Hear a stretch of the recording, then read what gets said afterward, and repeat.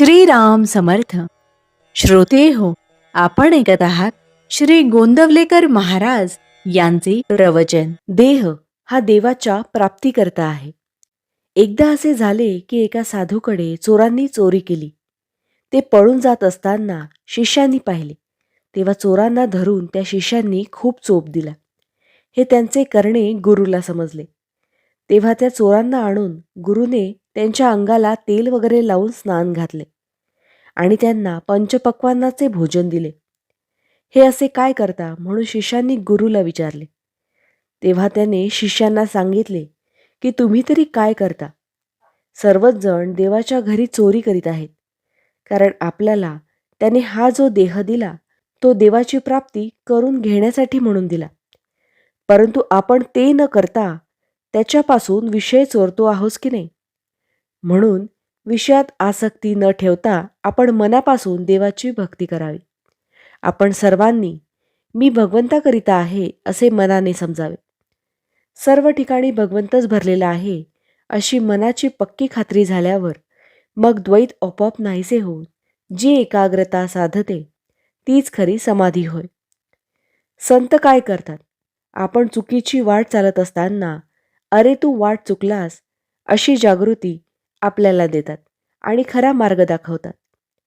ते सदा सर्वदा समाधी सुख भोगीत असतात आणि नेहमी भगवंताविषयी सांगत असतात. भगवंताच्या लीला पाहणाऱ्यांनाच खरा आनंद मिळतो. आपण एक दाणा शेतात पेरावा आणि त्याबद्दल 1000 दाणे घ्यावे ही भगवंताची लीला आहे. भगवंताच्या ठिकाणी जे जे आहे ते ते सर्व आपल्या ठिकाणी आहे. जसा मारुतीमध्ये देव अंश होता तसा तो आपल्यामध्येही आहे. त्याने तो फुलवला, आपण तो झाकून विझवून टाकला. मारुतीचे ध्येय डोळ्यासमोर ठेवावे. त्याचे ब्रह्मचर्य, भक्ती, दास्य आणि परोपकार करण्याची तऱ्हा या गोष्टी आपण शिकाव्यात. मारुती हा चिरंजीव आहे. ज्याची तशी भावना असेल त्याला अजूनही त्याचे दर्शन होईल. मारुतीला सर्व सृष्टी रामरूप दिसली. हेच खरे भक्तीचे फळ आहे. उपासक देहाला विसरला की उपास्य मूर्तीमध्ये त्याला जिवंतपणा अनुभवाला येऊ लागेल. माझ्या देवाला हे आवडेल का अशा भावनेने जगात वागावे. हा सगुणोपासनेचा मुख्य हेतू आहे.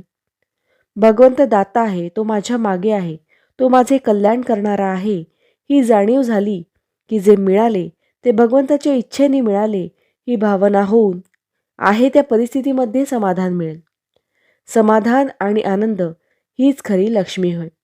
आपली वृत्ती अशी असावी की कोणाला आनंद पाहिजे असेल तर त्याने आपल्याकडे धाव घ्यावी.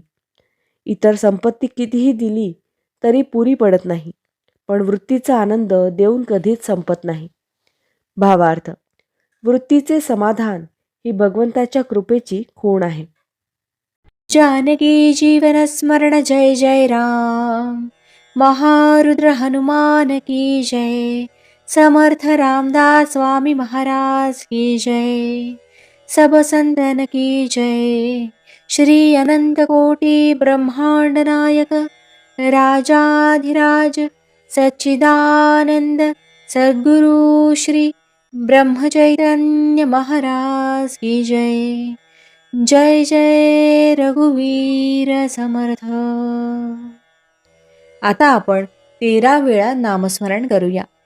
श्रीराम जय राम जय जय राम, श्रीराम जय राम जय जय राम, श्रीराम जय राम जय जय राम, श्रीराम जय राम जय जय राम, श्रीराम जय राम जय जय राम, श्रीराम जय राम जय जय राम, श्रीराम जय राम जय जय राम, श्रीराम जय राम जय जय राम, श्रीराम जय राम जय जय राम, श्रीराम जय राम जय जय राम, श्रीराम जय राम जय जय राम, श्रीराम जय राम जय जय राम, श्रीराम जय राम जय जय राम.